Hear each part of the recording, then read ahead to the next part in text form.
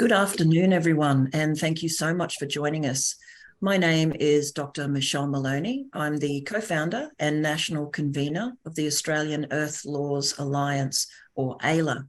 And today we're truly delighted and honoured to have Justice Preston, the Chief Judge of the New South Wales Land and Environment Court, join us to give a talk about trends in climate litigation in Australia. But before I introduce the judge properly, I'd like to acknowledge country. I'd like to acknowledge that I live, work and play on the beautiful lands of the Jinnaburra and Gubbi peoples in what is now parts of southeast Queensland. I'd like to acknowledge elders past and present and the emerging young and other elders who are coming forward to continue their ancient custodial traditions. Here within AILA, we like to acknowledge also that land was never ceded. It always has been and always will be Aboriginal land. And we're committed personally and professionally as an organisation to thinking through what decolonising our hearts and minds looks like for being good earthlings on this glorious continent of ours. That's my acknowledgement of country. If you would like to pop into the Zoom chat, where you're from or whose country you're on. It's become something of a Zoom tradition at the moment in Australia.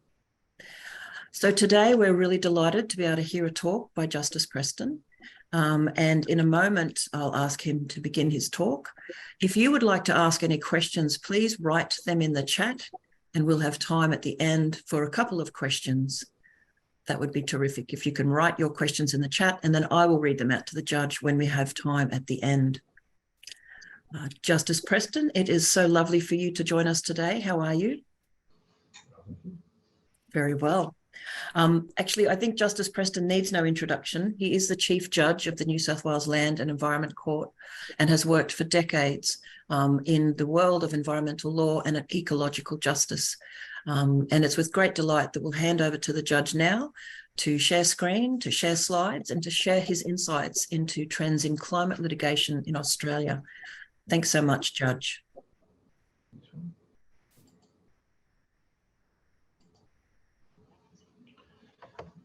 Hopefully that's now coming up.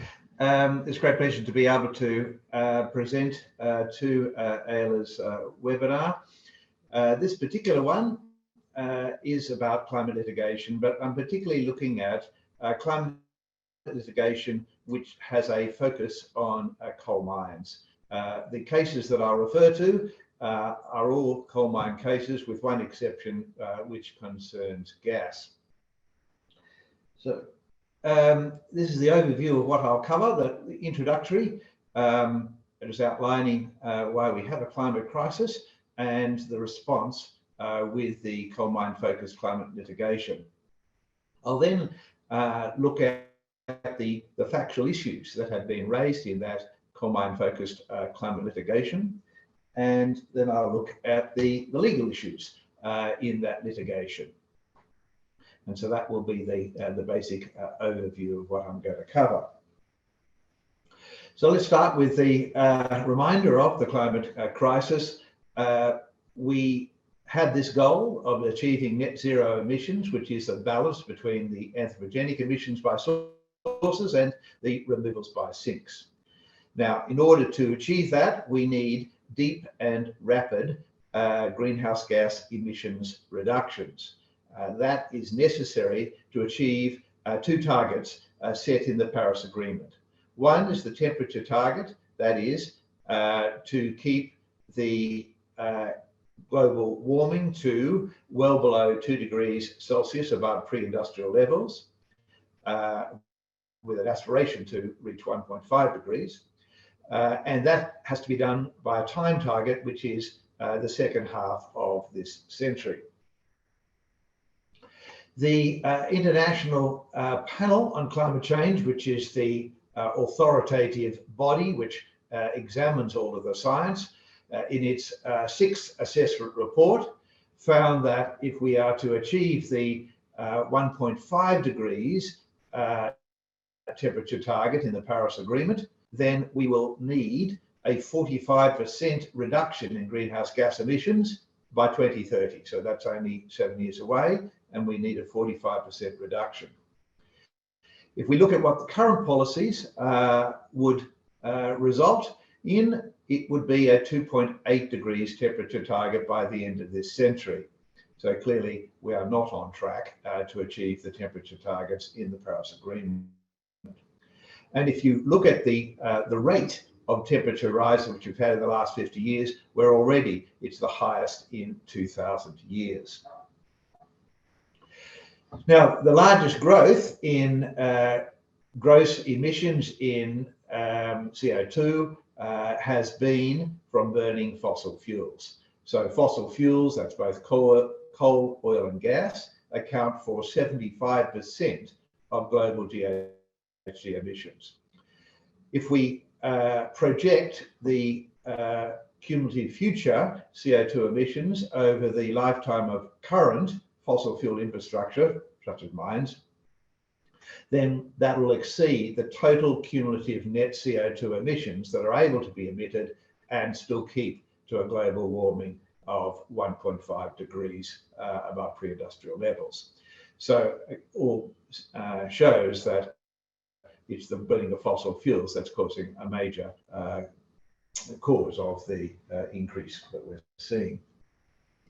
So what's the response? Well, there's been various bodies, authoritative bodies, that have called to phase out coal. So the IPCC, in that latest report that I referred to, has called for a substantial reduction in overall fossil fuel use.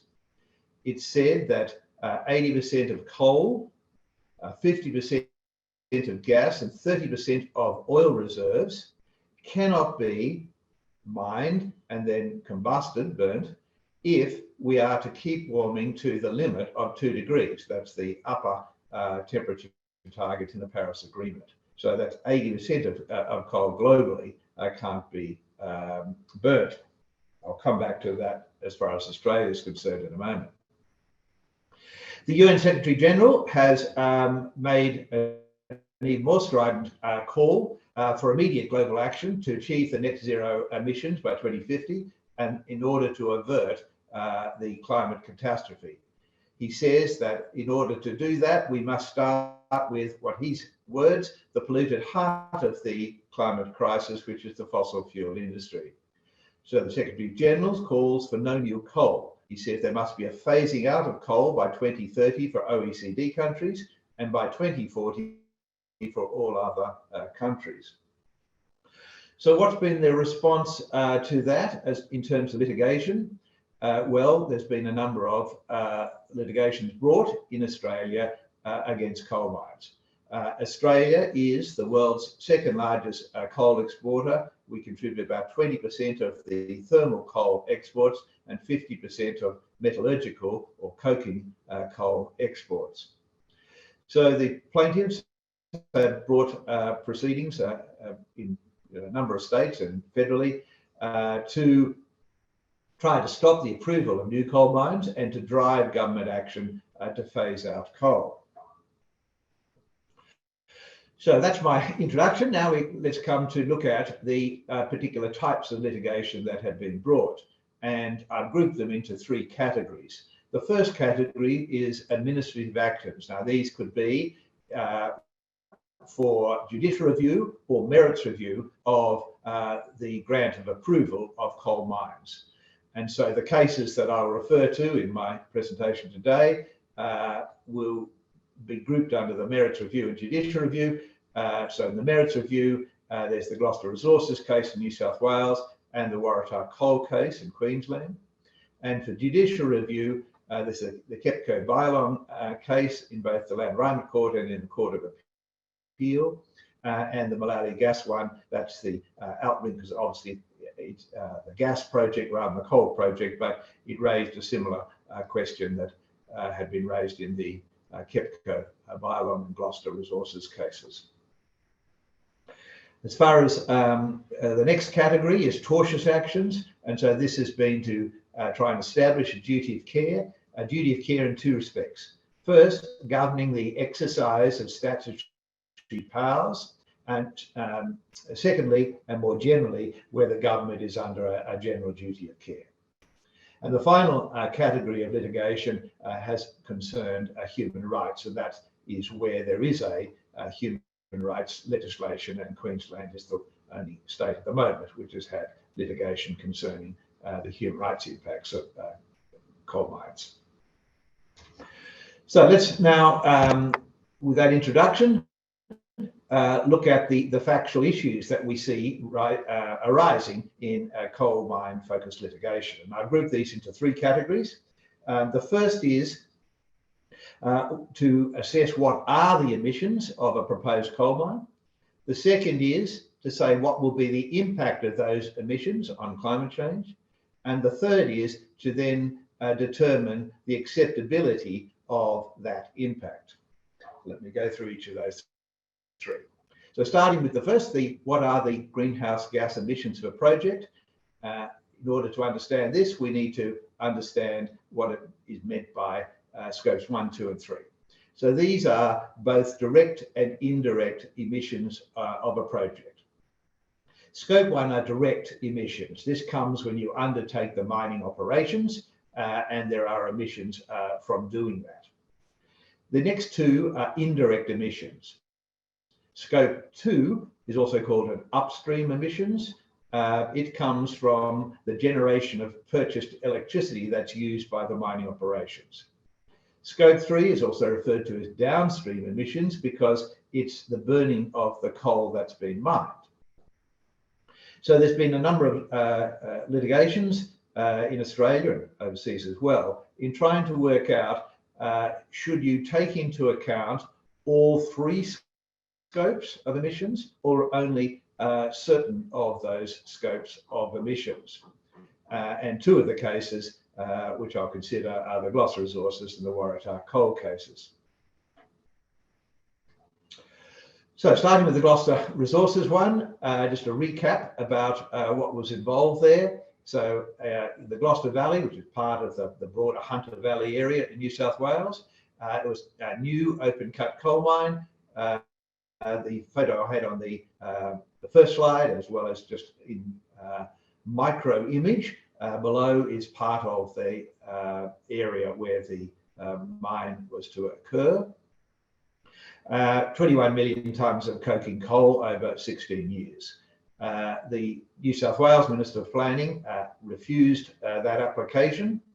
The mining company, GRL, appealed to the Land Environment Court. A local community group, Groundswell Gloucester, was joined as a party, and they raised the impacts of the mine on climate change, amongst other issues. And ultimately, the court, New South Wales Land Environment Court, upheld the refusal of the development application for a variety of reasons, but one of the reasons was the climate change impacts.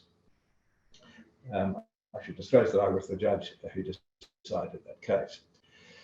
Now, let's just, how do we assess, firstly, what are the emissions of the project factually? So we then have to look at both the direct emissions, which are the scope 1 emissions, as well as the indirect upstream emissions, the scope 2 emissions. And I've set out there what were the activities that led to those scope 1 and scope 2 emissions. Now, collectively, those scope 1 and 2 emissions amounted to 1.8 megatons of carbon dioxide equivalent over the life of the mine, 16 years. Now, the largest component is the scope 3 emissions. There, as I said, they're indirect and they're downstream. They come from burning or combusting the coal that's mined from the project, and that would be either for steel mills, which because it was coking coal, or it could also be burnt in power stations as well. So we could see the scope 3 emissions totaled 36 megatons of carbon dioxide equivalent over the life of the mine, so considerably more than the aggregate of scopes 1 and 2 emissions. So the question then was, factually, which of those scopes should be considered? The intervener, the Groundswell Gloucester, said all three scopes should be taken into account. The mining company, GRL, said, well, you could take into account both scopes 1 and 2, but you shouldn't take into account scope 3. Why? Well, they refer to the Paris Agreement, amongst others, and the UN Framework Convention on Climate Change, to say, well, the accounting rules under those treaties only required a country, a nation state, to account for the emissions that occurred in that country. And that would be, in this case, scopes 1 and 2. Because the mine was to be exported, primarily to Asia, then the scope 3 emissions would be emitted in those countries where the coal was combusted. And Australia wouldn't have to account for that under the Paris Agreement. So that was its argument. Now, I rejected that argument, and I said that for the purposes of the assessing a development application under the Iran Plan Assessment Act, all 3 scopes needed to be taken into account. And I gave a variety of reasons as to why that should be, and I've set out the paragraphs where why I said that the legislation required both direct and indirect emissions from the project to be considered. So now we've worked out which scopes of emissions. The next question is, what will be the impact of those emissions? And the primary impact we're concerned with is the contribution of the emissions to climate change. Now, a common argument that is advanced in litigation by the proponent is that, well, even in aggregate, the project's emissions are proportionally very small if you compare it to total global emissions. And so they then say, well, because they're so small, they'll make no material contribution to climate change. And this is put colloquially as the drop in the ocean argument. Now, I rejected that argument simply to say that there is a causal connection even between a proportionately small set of emissions to the global emissions, because all anthropogenic greenhouse gas emissions contribute to climate change. So I set out some quotes from the judgment there, where I say it doesn't matter that the aggregate of the project's emissions represent a small fraction of the global total, because it's a global problem. And the global problem needs to be addressed by multiple local actions to mitigate emissions by sources and to remove the gases by sinks. And so I said all emissions are important because cumulatively they constitute the total global total of greenhouse gas emissions, which lead to this destabilization of the climate system. So I said just as many emitters are contributing to the problem, so many emission reduction activities are required to solve the problem. So that led me to reject the drop in the ocean argument, again repeating that because it's caused from a myriad of individual sources, even though each might be proportionally small relative to the global total, then the climate change problem will be solved by abatement of greenhouse gas emissions from this myriad of individual sources. So the next step is to say, well, we can see that there is a link, but how will it contribute? And here's the steps and the logic. So the project's cumulative greenhouse gas emissions will contribute to the global total of greenhouse gas concentration in the atmosphere. That global total will affect the climate system and cause climate change. Therefore, the project's cumulative emissions are likely to contribute to the future changes to the climate system and the impacts of climate change. So this way, the project's likely to have indirect impacts on the environment, including, of course, the climate system, the oceanic and terrestrial environment, and people. So next question is, we've worked out that there is what the emissions are and what the impact of those emissions will be. We now have to work out the acceptability of that impact that we've assessed. Now, in order to work out whether something's acceptable, you need some form of yardstick. And because otherwise it's it's purely idiosyncratic to say whether this is or is not acceptable. So in the Gloucester Resources case, I used the Paris Agreement and the temperature and time targets within the Paris Agreement as the yardstick. I considered that that was an appropriate yardstick for a number of reasons, but one of the reasons was that the New South Wales government had adopted a climate change policy framework, and that policy adopted the Paris Agreement. It said it endorses the Paris Agreement and its temperature and time targets, and set as its own target to get net zero emissions by 2050, which is the Paris targets. Now, in order to use those temperature and time targets in the Paris Agreement, you need to convert that to a carbon budget, because otherwise you can't assess whether the amount of emissions that would be emitted over the life of the project will contribute to meeting or not meeting the temperature and time targets of the Paris Agreement. So you need to convert that those targets to a carbon budget. So I said that's a well-proven approach. It's based on the relationship between the emissions of greenhouse gases and the increase in the global average surface temperature. So you can work that out, that having the certain amount of carbon in the atmosphere will lead to this increase in global average surface temperature. So once you've got a carbon budget, you can say that's the cap. Where are we today? And the difference between the cap and where we are today is your budget. That's how much you can spend before you will exceed the temperature target. So when you then do that, you can work out how much of the existing fossil fuel reserves can still be burnt and remain within the carbon budget. Now, when you convert that from the global one to the Australia's carbon budget, the answer is about 90% of Australia's existing coal reserves need to be left in the ground and not extracted and not burnt. Because if you go beyond that, then you will exceed the Paris Agreement temperature target. In other words, we will blow our carbon budget.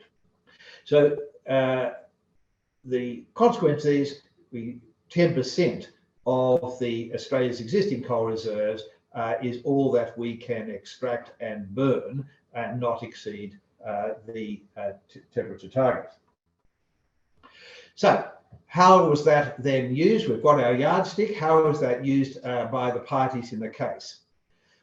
Well, the intervener, the Groundswell Gloucester, it said the existing and already approved coal mines and also gas wells will more than account for that 10% of fossil fuel reserves in Australia that could be exploited and burnt and still remain within the carbon budget. So on that logic, you couldn't approve any new coal mines because you would exceed that 10%. So that was its argument. The mining company, GRL, contested that. They first of all said that this no new coal mines argument, advanced by Groundswell Gloucester, wasn't required by international law. In other words, you can't see to the Paris Agreement or the Framework Convention on Climate Change. It's not under the EPBC Act at Commonwealth level or any state law, including the Environmental Planning Assessment Act. So they said there's nothing which says how you are to achieve the greenhouse gas emissions reductions. That is, it doesn't say specifically that you can't approve any new coal mines. So that was their first argument as to why contesting Groundswell Gloucester's argument that no new coal mines. And the second is they said the temperature targets in the Paris Agreement can be achieved in a number of different ways. And it's not only by sort of reducing, phasing out coal. You could also do it by increasing renewable energy capacity, so displacing fossil fuel power stations with renewable energy sources. You can have carbon capture and storage. You can have increased sinks, which will sequestrate carbon in the natural environment. So I sort of had a bet both ways in this instance. I acknowledge the logic of the Groundswell Gloucester's argument, that is that if the existing and already approved coal mines already accounted for the 10% of reserves that we could still mine and combust the coal from those mines, then it was logical to say no new coal mines could be approved. But I said the problem with that is the assumption that all existing and approved fossil fuel developments will continue with no reduction in greenhouse gas emissions. The fact is that even existing mines never mined 100% of the coal. It becomes uneconomic for a variety of reasons to get the last reserves. And also, even approved coal mines, they may be abandoned. They may decide that it's no longer economic to do it, and they may not take it up. So there could be a variety of reasons why the existing and approved fossil fuel developments will not exploit 100% of the reserves. That means that there could still be a capacity for approval of new coal mines, and provided you stay within that 10% cap that we have calculated. So that then led me to assess what would be the impact of this project on climate change. So the mining company, GRL, said that it didn't demand that this particular project be refused in order to achieve the carbon budget and the temperature targets in the Paris Agreement. It gave 4 reasons, each of which I rejected. The first was the argument that the increase in greenhouse gas emissions from the project might be balanced by reductions from other sources or removal by carbon sinks somewhere in the world. Could be Australia, could be elsewhere in the world. I said, well, that argument was speculative and hypothetical, and it relied on uncertain and unspecified offsets. So a quote I put up on the screen saying, a consent authority cannot rationally approve some development that is likely to have some identified environmental impact on the theoretical possibility that that impact will be mitigated or offset by some unspecified and uncertain action at some unspecified and uncertain time in the future. That's not the way that the Environmental Plan Assessment Act works. The second argument they put forward was that the global abatement task, that is to try and achieve the temperature targets in the Paris Agreement, should be done in a way that would be the most effective, that is, most to generate the least economic and social harm. And it was argued that refusing this particular mine wouldn't achieve this abatement at least cost. I said the problem with that argument is that a consent authority under the Environmental Plan Assessment Act task is not to formulate policy as to how to best make emissions reduction to achieve the global abatement task. Rather, it's to decide the particular development application before the court. And that's all that we can do. So their argument was rejected on that basis.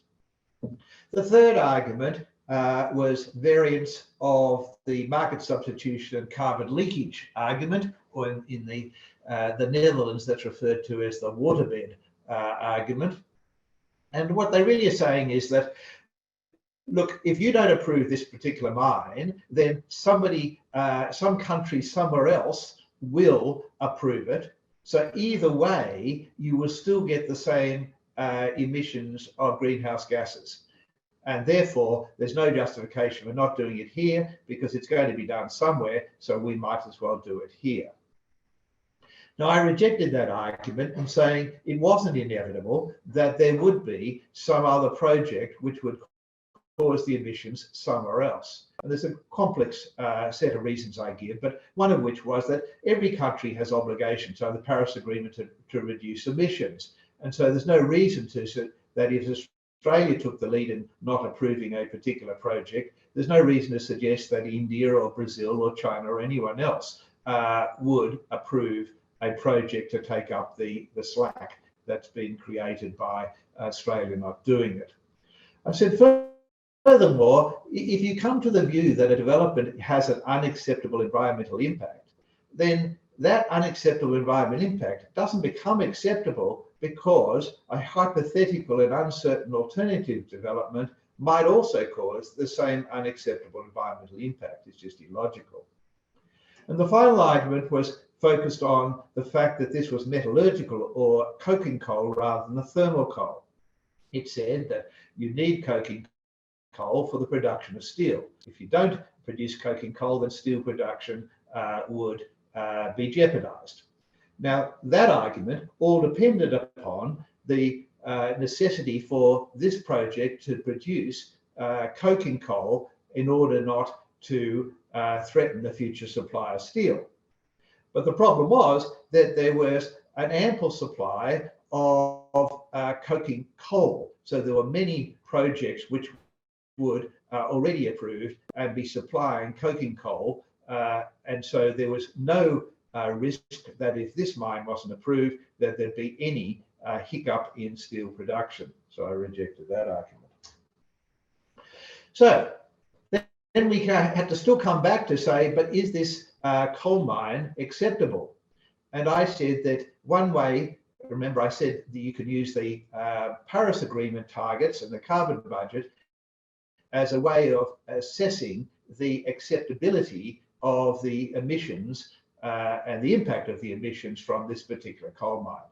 So here I said that the approval of the project would run counter to the actions that are required to achieve this peaking of global greenhouse gas emissions as soon as possible, and then undertake rapid reductions in order to achieve net zero emissions by the second half of the century, 2050. And that's the goal in the Paris Agreement, but it's also the goal in the New South Wales government had adopted in its policy of achieving net zero emissions by 2050. And I said that the exploitation and burning of a new fossil fuel reserve, which obviously will increase emissions, can't assist in achieving the rapid and deep reductions in emissions that are necessary to achieve this balance of the net zero emissions by 2050, or these temperature targets in the Paris Agreement. I still have to evaluate whether this project was one which ought to be approved within that 10% cap, that is the 10% of reserves that can still be approved. It's a complex question. I suggested that it could be answered by looking at both in absolute terms or relative terms, and I've set out what I mean there. In absolute terms, it's whether a particular project would be a sufficiently large source of emissions that refusal would be justifiable in its own right. But in relative terms, it may be that whilst that is a contribution to greenhouse gas emissions, it's the when you compare it to other projects which have less environmental, social, economic impacts, then it could be justifiable to refuse consent to this project because the other project is, in relative terms, a better project.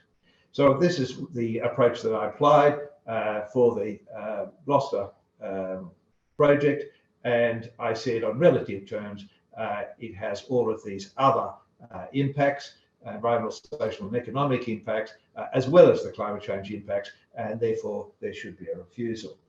So the benefits of the project are outweighed by the costs. Avoiding the greenhouse gas emissions and the impacts on climate change was a further reason. And so then I said, which has been picked up later, it was the wrong place because of these planning, amenity, visual and social impacts, but it was the wrong time because of what is needed to achieve the temperature and time targets in the Paris Agreement and the New South Wales climate policy. So that's my factual assessment. We come now to the legal issues. In the litigation, and I've grouped those, as I showed you in a opened with the overview, in the categories of cases, so administrative law, tort law, and human rights law. So starting with administrative law, one of the legal questions is what emissions are to be considered. And you recall that factually, in Gloucester, I had to look at this with the scope 1, scope 2, and scope 3. And I now come to give the reasons in law why I said that all 3 scopes need to be taken into account. And I gave 4 sets of reasons. The first was it's a requirement under the Environmental Planning Assessment Act to consider and determine the particular development application. And you have to consider not only what's stated in that development application, but also in any accompanying document. And one of the accompanying documents for a designated development is the environmental impact statement. And that environmental impact statement happened to include a greenhouse gas assessment. And that greenhouse gas assessment assessed all 3 scopes of emissions. So the court was bound to consider that GHG assessment, and because it contained all 3 scopes, we had to consider all 3 scopes. So that's the first set of arguments. The second argument was you've got to consider all relevant environmental planning instruments. And one of the environmental planning instruments was the mining SEP. And that mining SEP, and I'll come to set out the terms of the mining SEP in a moment, but it said that you have to consider the downstream emissions. And downstream emissions, as I've already noted, are the scope 3 emissions. So therefore, it was mandatory to take into account the scope 3 emissions because you have to consider the mining SEP. The third argument was that it's mandatory to consider the likely impacts of the development. And the likely impacts of the development include not only the direct environmental impacts, but also the indirect environmental impacts. And as I've said, indirect environmental impacts include the scope 3 emissions. And the fourth set of reasons concern the public interest.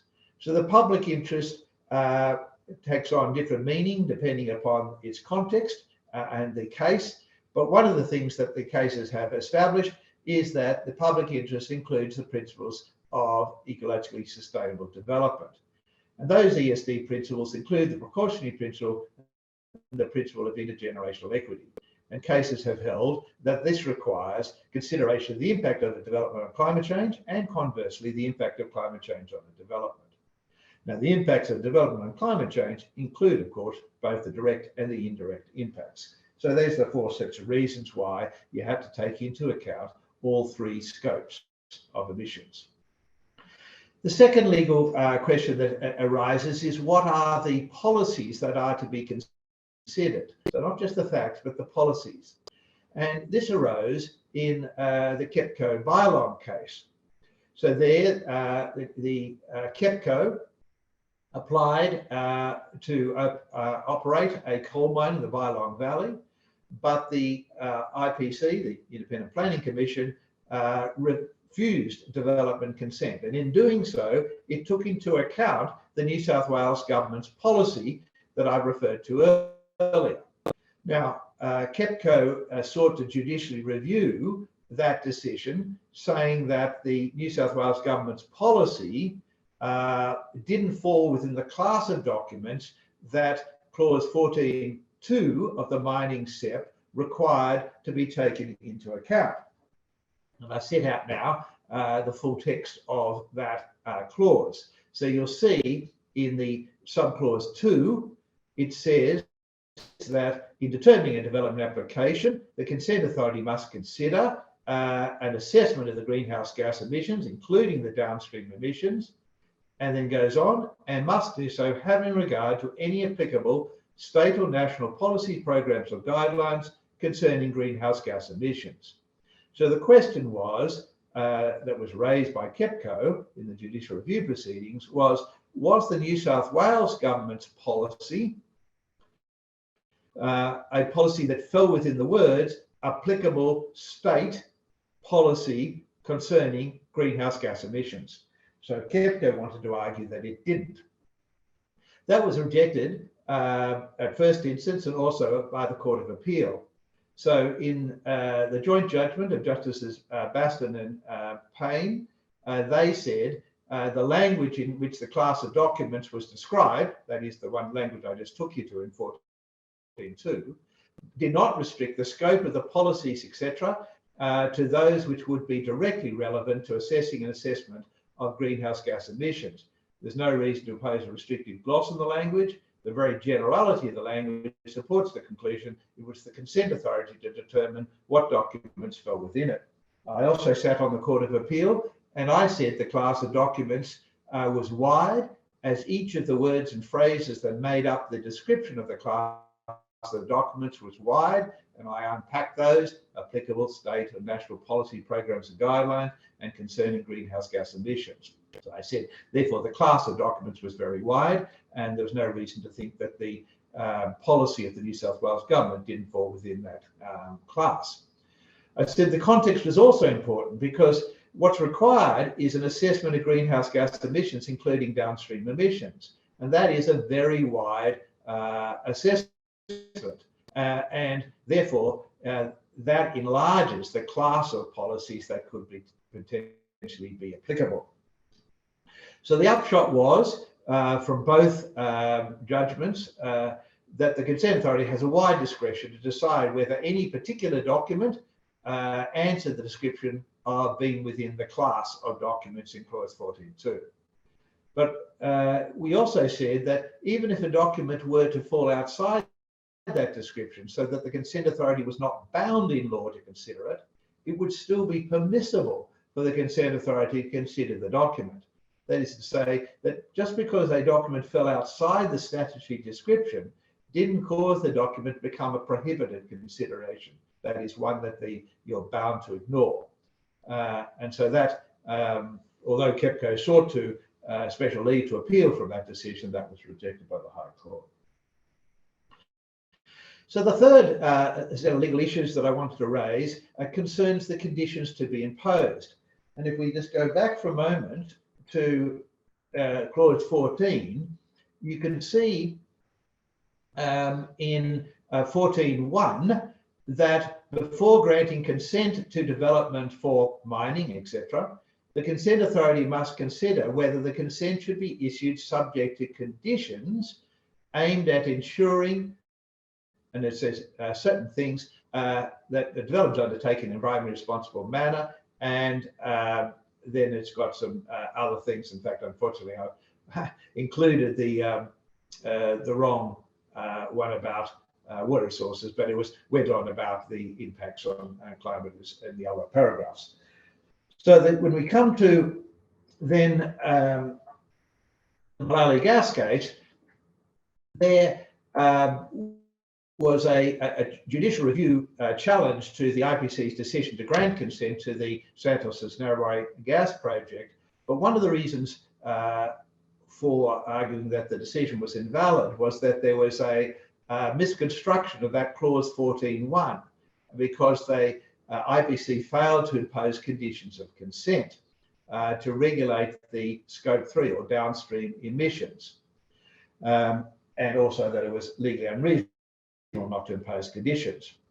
Now, I held that that grounds was not established, that is, that the IPC was not shown to have misunderstood clause 14.1 of the mining SEP, and to minimise the emissions of the project.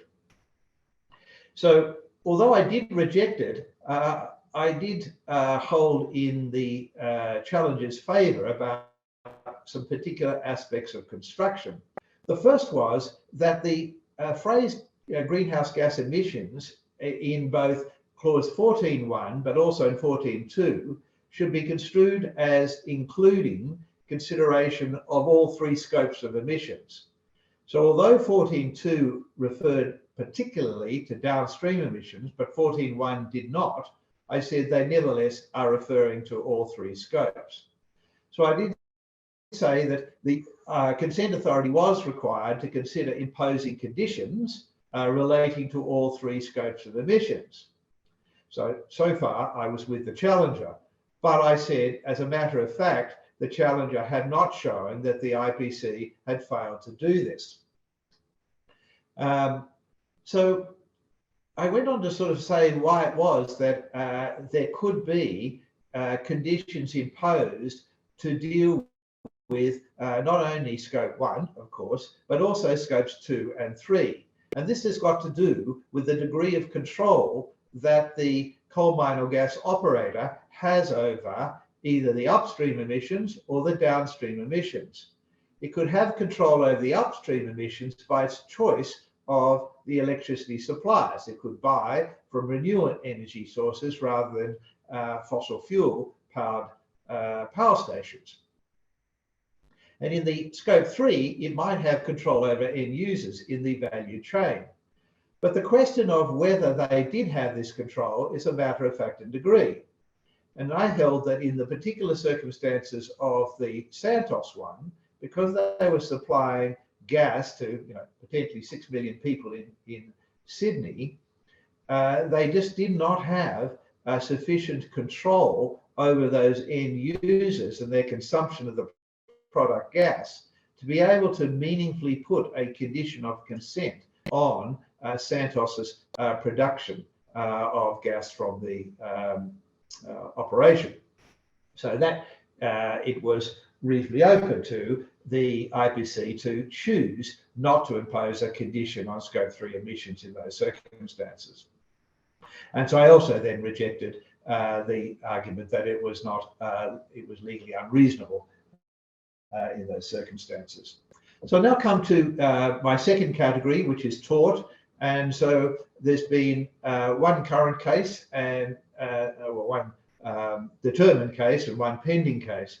So the determined case is the Sharma litigation. So here, the argument was that the Commonwealth Minister for the Environment was bound to exercise the statutory powers under the EPBC Act to approve or not approve a coal mine, having regard to the duty to prevent harm to the plaintiffs from climate change. And the question was whether this common law duty of care attached to the exercise of that statutory power. Now, at first instance, Justice Bromberg found that such a common law duty did attach to the exercise of the statutory power. He found that there was a duty to take reasonable care. He said that there was a foreseeable harm or risk of harm, and therefore the children should be regarded as persons who are so closely and directly affected that the minister ought to consider their interests when making the approval decision, and that a reasonable minister in those circumstances ought to have the children in contemplation when facilitating the emission of greenhouse gases by the approval of the coal mine. He, in a subsequent decision, made a declaration that there was this duty to take reasonable care, and I've set that declaration out. That decision was overturned on appeal by the full federal court. The three judges wrote separate judgments. They were unanimous in finding that a common law duty of care did not attach to the exercise of the statutory power under the EPBC Act, but they gave separate reasons explaining why they came to that conclusion. I grouped them together here. In one line of reasoning, a duty of care was unsuitable for judicial determination as it raised policy considerations, which made it infeasible to establish an appropriate standard of care for the minister in exercising that statutory power. They said if you looked at the text and objects of the EPBC Act, then it was inconsistent, incoherent to attach a common law duty of care to the exercise of the statutory power. The two are inconsistent.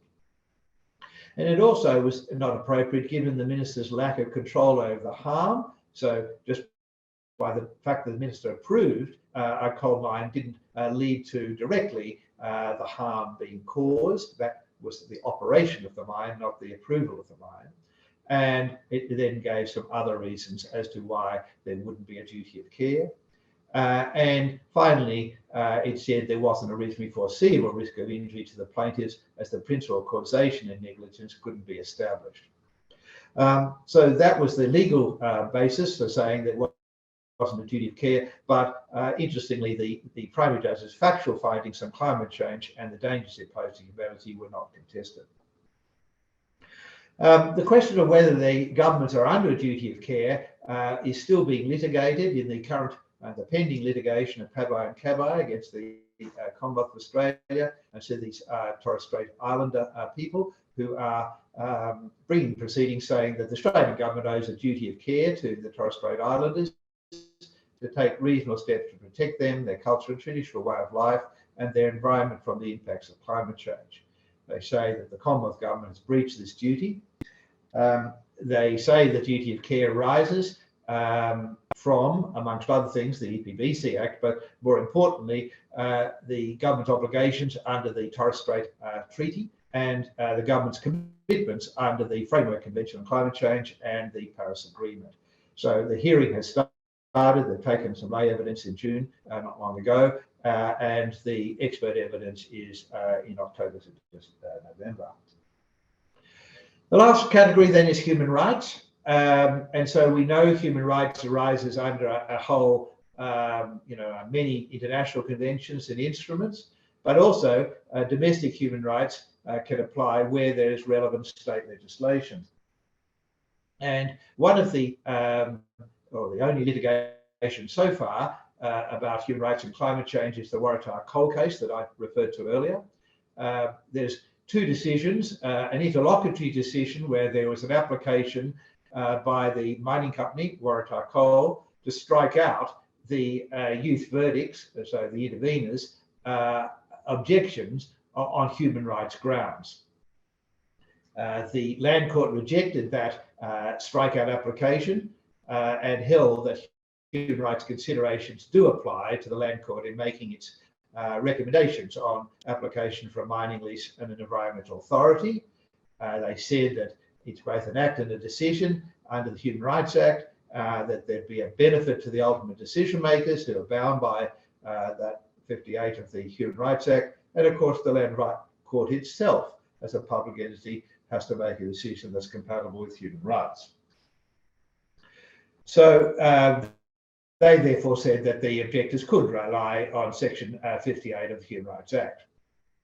We then come to the substantive decision, and the Land Court recommended that the relevant government decision makers refuse both the mining lease and the environmental authority for a variety of grounds, but they included human rights grounds. The court found there was a sufficient causal connection between the approval of the coal mine, the combustion of the coal that would be mined, and the foreseeable and preventable life-terminating harm that would result from climate change to constitute a limit to a human right. And it then identified what those human rights which would be limited are, and they included the right to life, the rights of First Nations people, the right to children, the right to property, the right to privacy at home, and the right to equal enjoyment of human rights. It's said that the mining and inevitable burning of the coal would increase the climate change impacts, and those impacts would unacceptably limit those rights. In those circumstances, the court held that the balancing all these factors under the Act and the importance of preserving the human rights that weighed against approving the coal mine. So that's my quick run through of what coal mine focused litigation we've had in Australia, a group that by reason of the factual issues and the legal issues that have arisen, and we can see that it's been a sort of a fertile source of litigation to date. So thank you very much for that, and I'm happy to have some questions if people have some. Thank you so much, Justice Preston. That was very informative, excellent overview. There are a number of questions that have come through. I might just go from the first one through and we'll see how much time we have. Justice Preston, how long can you stay on for from here? I'm okay for the moment, yes. Okay, all right. I'll ask a few questions and then you can give us the heads up if you've got to go. Okay.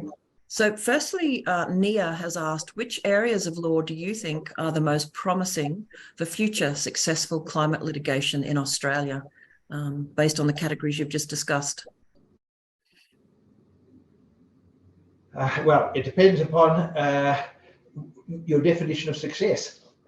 So, to try and evaluate it, each of the cases that I have articulated have dealt with factual and legal arguments, and they have laid down, certain, in the words of lawyers, ratio decidendi, I suppose, of principles which have been used in other cases. I can't say pick one, but I know, for example, in the Gloucester Resources case, certain things that I said have been picked up in other cases, including in the Waratah Coal decision of the Queensland Land Court. It's been picked up in other jurisdictions overseas. It's been picked up by the government decision makers. But equally, I would imagine the decision of the Queensland Land Court in Waratah Coal is going to be one which is going to be influential in the future. So I don't think I can pick one. It's just that each of them have got some utility. Thank you, Justice Preston. I have a question from a lovely student. She's a law student, and she's too shy to ask it the question publicly. She says, your talk is about climate litigation relating to coal mines. Has there been other climate litigation in Australia, in brackets, not relating to coal mines? Yes, because, as I said, gas would be another one. There's been litigation about electricity power stations. So in Victoria and New South Wales, elsewhere, so coal-fired power stations. There's been the approval of I can't think of any steel mills or those types of ones, but they're also looking at that's to do with the impacts of a development on climate change, but the converse, that is the impacts of climate change on developments, has also been litigated extensively. So there's a series of cases about coastal developments in South Australia, Victoria, New South Wales and Queensland and Western Australia, all saying what will be the impact of climate change on those coastal developments. And that's a reason to refuse, and it has been used by the courts and tribunals to refuse to grant consent to developments that will be impacted by climate change. So yes, it's more general climate litigation. Thank you. And someone's put Bushfire Survivors Group versus the EPA re statutory authorities' responsibilities regarding climate change is another one. So that's great. Brett has asked a question. He says, the legal actions to curb emissions are reactive. Are you aware of the Welsh Wellbeing of Future Generations Act? And if so, can you see any value in such an act that is proactive to reduce the need for example, the Sharma case in the first place? Well, certainly, I mean, litigation against governments and government action is the word stopgap comes into mind, but it's designed, it's action forcing, it's designed to try and force government to take action. But primarily, the responsibility to address the climate crisis does rest with the two political branches of government, so the legislature and the executive. They need to take the action. The judicial branch of government cannot do it alone. It can only try to enforce both the legislative and executive branches of government to take the necessary action. So the Welsh Act is looking to that. It's trying to make sure that the executive branch of government is taking meaningful action. And so I think that's important. The other legislation around the world is trying to action force the executive government to take action as well. The Fiji Climate Change Act would be an example of that. So I think we're seeing a lot more, but it is important that the legislature pass legislation that forces the executive branch of government to take the meaningful action, both for mitigation, but also for adaptation. Thank you. Peter has asked, if planning permission was sought for the expansion of an existing coal mine, is the aggregate to be used for all old and new mine areas also taken into account of the past greenhouse gas emissions from the existing mine, given the long lifetime of greenhouse gas emissions? I hope I read that right. Look, it's the evaluation of the impact of a new project is a matter for the consent authority. There are rules of the game in the form of the legislation which says what are the mandatory considerations that must be taken into account. But how they would go about that process, there will be an element of discretion. Now, that's within parameters. The parameters are set by law. And so I've tried to explore some of those to say what those parameters are, either under primary legislation, in New South Wales, the Right Place Assessment Act, or subordinate legislation like the environmental plan instruments, the mining SEP, etc. But we have to acknowledge that fact-finding is a matter in the discretion of the consent authority. Now, having said that, I could well see that a consent authority would say, in understanding what will be the impact of approving this mine, whether it be an extension or a new mine, doesn't matter, it will be, there will be these further emissions over the life of the mine, and that must be taken into account or evaluated having regard to the current emissions. That's the carbon budget approach. So remember I said you can work out what would be the maximum amount of carbon that could be emitted and stay within the temperature target, less the amount that, as of today, has already been emitted. That will give you how much more you can emit. So that carbon budget approach already takes into account what has been emitted to date. But you could take into account and what will be emitted by the current project.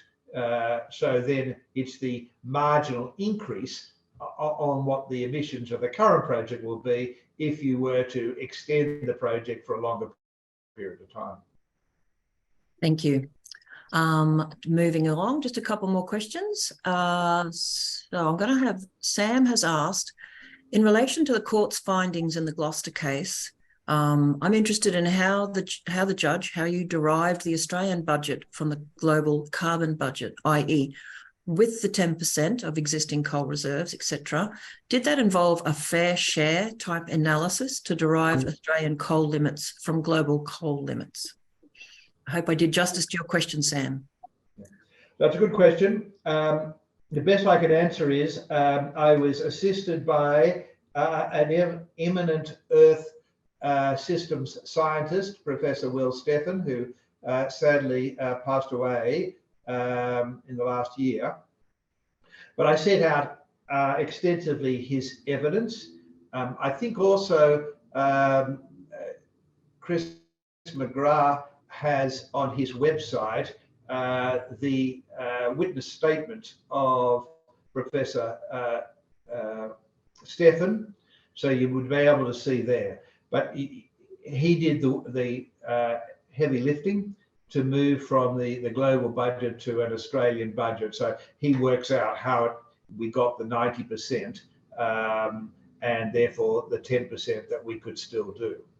I don't believe, without going back over that evidence, I don't believe he did it on a fair share approach, because there is other moral considerations which come into that fair share approach. I think he simply did it as an apportionate approach, looking at the amount of carbon stored in the coal reserves. He just worked out that that's the amount of coal reserves in Australia compared to the world's coal reserves, and then did it as a proportion that way. That's from my recollection. But I understand there's increasingly a debate going on about what is a fair share, and so it's a good question. Where would people be able to access that information? Would it be in the full judgment? It is in my judgment, where I summarise it, but Chris McGrath maintains I think it's like an environmental law website, where he's got all of the major environmental law cases, and he's got the Gloucester case there.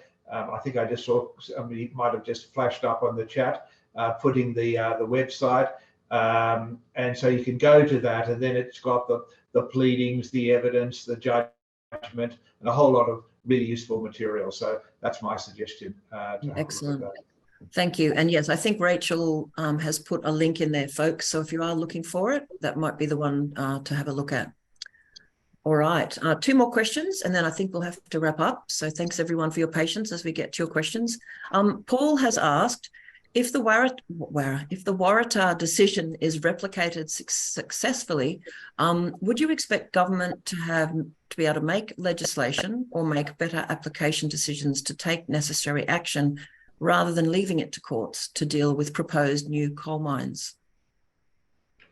One would hope so. One hopes that in a form of adaptive management, that there is a feedback loop from when a court says something that feeds back into future decision making, and we have seen that happen. I know in the early days of the Land Environment Court dealing with ESD principles, when the court explicated what is meant by things like the precautionary principle or polluter pays principle or others, then that has been used by decision makers in both state and local government in New South Wales to inform their decision making in future cases. So one would hope that in Queensland, the analysis and reasoning by the Queensland Land Court in the Waratah coal case will be used by executive decision makers in Queensland in future matters, so that yes, you don't need to relitigate questions, but as I said, there still will be a discretion there to be decided. Okay, so 2 more questions, one from Patricia and one from Diane. I apologise, Diane, I missed it at the beginning. Patricia has asked, would you have any comments on the impacts on climate litigation in Australia and other countries of the advisory opinion of the ICJ on the responsibility of states on the human rights impacts of climate change? Yeah, well, that's so for people, the General Assembly, the UN General Assembly, can make and has a refer to question to the ICJ on climate change. It will take a considerable time before we get an answer to that question. So I would anticipate years. But once they do say what the obligations are at international law, then I think that will be informative for like questions in domestic law. So it won't be binding. It'll be binding in the sense that how one construes international law, but it won't be binding as to questions of domestic law. But as I said, by parity of reasoning, the decision of the ICJ could be applied in domestic law. So insofar as the same questions arise under domestic law in Australia, then undoubtedly courts here will have regard to the ICJ's reasons and apply it. Okay, thank you very much. And this will have to be our final question, lovely folks. I have one from Diane, which I'm kind of paraphrasing for speed. A question about the enforcement of court decisions. How are your decisions or the court decisions brought to have impact? How much of the decisions that you make do you have a say over how they're enforced? Right, so the question of impact and question of enforcement are different. The impact of a decision can be unrelated to whether it's enforced. So, as I said, somebody asked me the question about which of the decisions is most successful, and I said, well, it'll depend on what people find of value in it. But I have looked at that question about the influence of court decisions. I termed it in one of my articles the ripple effect of decisions, how they sort of ripple across within jurisdictions and across jurisdictions and across international boundaries, how they're picked up. And so you can have a decision can have an impact. So a decision like the Gloucester case, it's been referred to in many other jurisdictions. For example, in the Canadian Supreme Court, it quoted favourably a passage from my judgment in the Gloucester case in support of its argument rejecting the drop of the ocean argument. So you could see that it can have an impact beyond its direct applicability. But the question of enforcement of judgments is a different one. That is, if the person or party in whose favour a judgment is given feels that the party who is bound by the judgment to do something fails to do it, then they can come to court to enforce the judgment. So that requires, of course, that there be some particular order that something be done. So in the case of, say, Gloucester, there was no order because it simply refused consent to the coal mine. So there's that upon making that order, the appeal and the development application came to an end. So there's nothing to be done. But where there is an order that something be done, government, you are to do something, then there can be enforcement. So let's go outside of our jurisdiction. Let's go to the Netherlands. So in the agenda litigation, there the courts at each of the levels, from the district court, the Court of Appeal to the Supreme Court of the Netherlands, all made orders that the Dutch government take action to reduce its greenhouse gas emissions from the jurisdiction of the Netherlands. Now, if the Dutch government failed to do that, then they could go back to the court and the court could make various orders to compel the Dutch government to comply. So it will depend upon the nature of the orders that are made by the court. And then the next thing is there must be a non-compliance with the orders. And then the party in whose favour the order was made can go before the court to enforce the court's order. Thank you, Judge. So many good issues that we could explore further, but we are very grateful for your time and we know how busy you are. So I think on behalf of everyone who's signed up to join us, I'd like to let you go. I shall release you back into the wild now. And Judge Preston, we will get you back one day soon, I hope, to have further discussions. And just for everyone listening, we've already invited Justice Preston to speak in Earth Laws Month, which is in September, and Ayla will be hosting a range of environmental law, economics, ethics, education, and other issues of discussion throughout September online, all for free, to make sure people are thinking about these important issues. So, Justice Preston and your wonderful support team, thank you for your time today. It's been a privilege to listen to your wisdom, and we look forward to hearing from you again one day very soon. Thank you very much.